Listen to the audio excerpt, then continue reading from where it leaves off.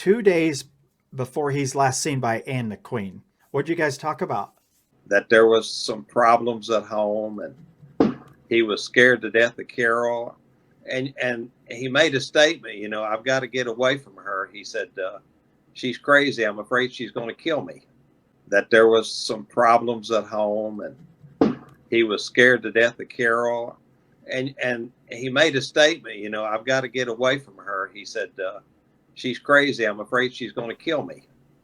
2 months prior to his disappearance, Don Lewis tried to file a protection order against Carole Baskin. Although the protection order was denied, it does say some very interesting things. First sentence, and by the way, this is Don Lewis's handwriting. First sentence, he says, "This is the second time Carole has got angry enough to threaten to kill me." He also admits that he had access to a gun. You see at the bottom of the second paragraph, he says, "She took my .357 and hid it." Don was a felon, and he knew he was a felon. He knew he could not have guns or be around guns. He incriminated himself.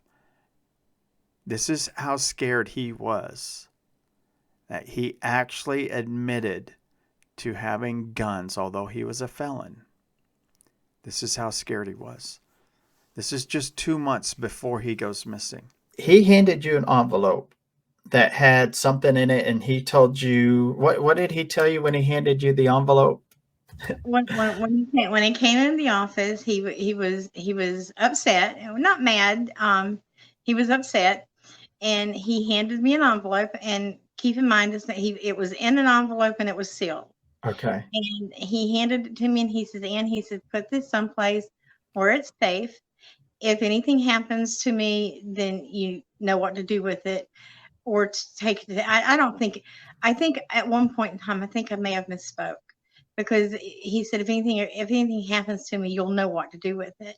And so I came home, and we closed the office early, and I came home and I looked for it, and I opened the envelope, and the thought that crossed my mind was, holy crap. Of course, I don't think that's the word that came out of my mouth at the time. When you opened it, what'd you see? It was his it was the application for a restraining order. Okay. No, I don't remember what it said. I mean, I would have to. No, that's fine. But it was the actual restraining order where he had written, like, this is the second time that she's threatened my life, or whatever it was that it said. Yes. And I immediately got on the phone. I called the sheriff's department detective. So you saw him on Friday? I did. It was about 11 o'clock in the morning, 11:30, something like that.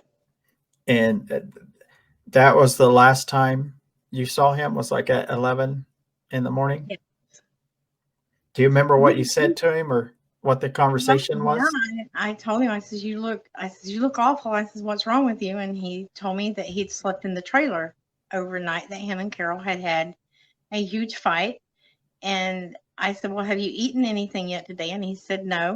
And he made a comment then that he said, Ann, he said, I'm serious.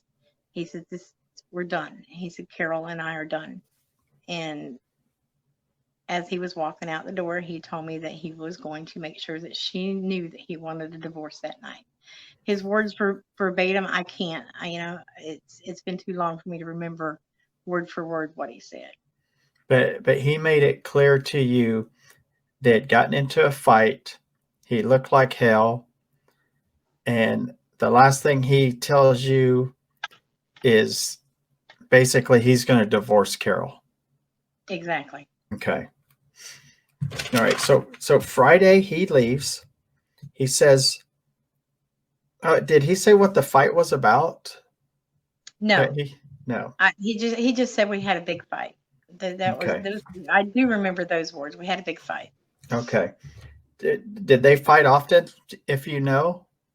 Over the course of the last year, yes, they had, and I think that I said this before, they had spats.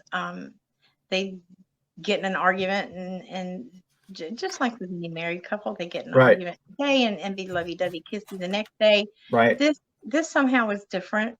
The last few weeks, the last few months, it was different. I don't know how to explain to you how, when I look back, his demeanor and the way that he spoke was different. He was really adamant about what he was going to do.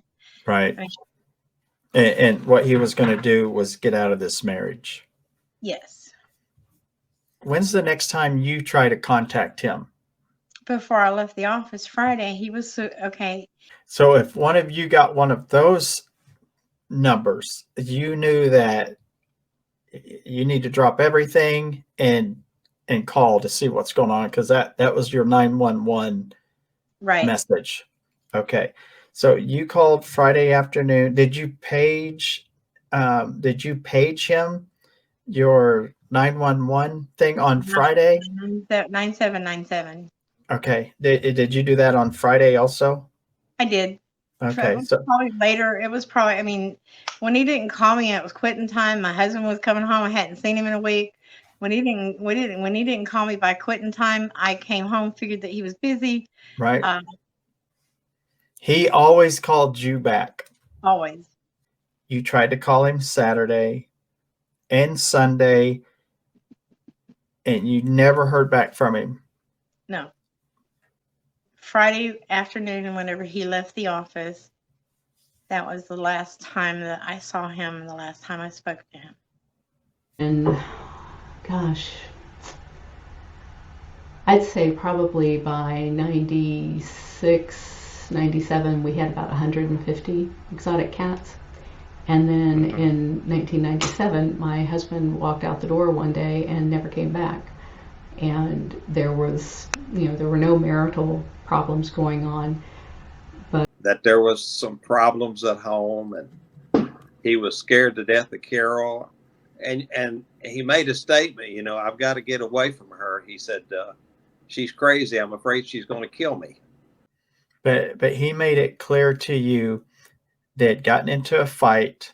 He looked like hell.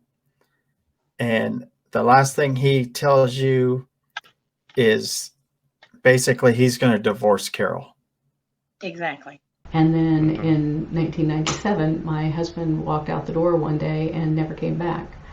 And there was, there were no marital problems going on. And my husband never was found, so it was like 6 years later he was declared dead. Unless he's running around in South America.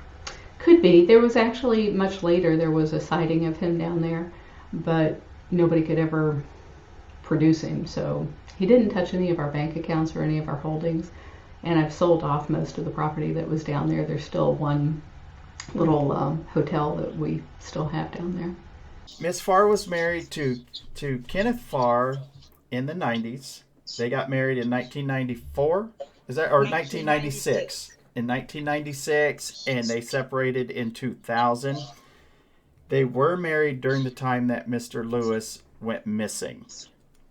So I'm going to ask her some questions. First off, I want to ask you about, all right, when did you first hear of Don Lewis missing? I heard of Don missing on Sunday, August 17th. Kenny was home that day. Kenny came back late that night, and he had Don's blue van as well as a load of guns. He had them covered with a blanket in the back of the van. And I was like freaking out because we have kids in the house. I'm like, what are you doing with that? And he said, I have to hold on to these right now. He said, listen, Don's gone. He's missing. Nobody knows where he's at. And whatever you do, don't talk about Don on the phone. And the next day, when he came home from work, he was really agitated, wanted me to, make sure I do not speak of Don on the phone because he's afraid our phone was tapped. I have no clue why.